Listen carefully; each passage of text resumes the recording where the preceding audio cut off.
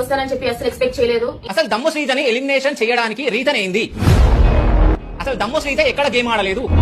So common man's అసలు big boss ఎందుకు తీసుకున్నారు? పని పాట లేక తీసుకున్నారా మీరు? బిగ్ బాస్ టీమ్ కి ఏమైనా బుద్ధి ఉందా, తెలివి ఉందా? అసలు మీరు ఏం చేస్తున్నారు? జనాలకు ఏం కావాలి? మీరు జనాలకు ఏమి ఇస్తున్నారు? ప్రజలకి నువ్వు ఇచ్చిన వాల్యూ ఉంది, వాళ్ళ ఓటింగ్ వాల్యూ ఉంది. అంత అన్యాయమైన ఎలిమినేషన్ ఎలా చేస్తారు? లాస్ట్ లో మీరు చూసుకుంటే బజర్ అయిన తర్వాత డిమాన్ పవన్ ఇట్లా రింగు పడ్డం జరిగింది. అనుకోకుండా ఎలిమినేషన్ ఎందుకు చేయాలని? We need to expect the unexpected.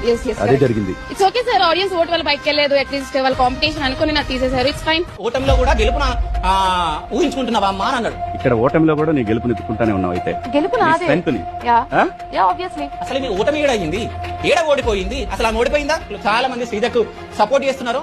అక్కడ శ్రీజ గెలిచింది, శ్రీజ సేవ్. టుడే ఈ రోజు జరిగిన ఎలిమినేషన్ అది అయితే ఉందో అది సీరియస్ గా బాధేసింది నాకు. కానీ శ్రీజ ఒక లేడీ టైగర్, ఒక అమ్మాయి అన్ని కష్టాల నుంచి వచ్చి ఒక్కసారి నేను వాళ్ళ పేరెంట్స్ ఇంటర్వ్యూ చేయడం జరిగింది. ఒక్కసారి ఆ ఇంటర్వ్యూ మీరు చూడండి. సో శ్రీజ వ్యక్తిత్వం, వాళ్ళ ఫ్యామిలీ గురించి మీ అందరూ తెలుస్తుంది. కానీ బిగ్ బాస్ లో ఏముంది చూడడానికి? ఏం లేదు, నిల్లు. అందుకని చెప్పేసి బిగ్ బాస్ చూడగానే నేను ఆపేసిన. శ్రీజ ఎలిమినేషన్ మాత్రం అన్ఫేర్. ఎట్టి పరిస్థితిలో శ్రీజ మళ్ళీ తీసుకోవాల్సిందే బిగ్ బాస్ వాళ్ళు.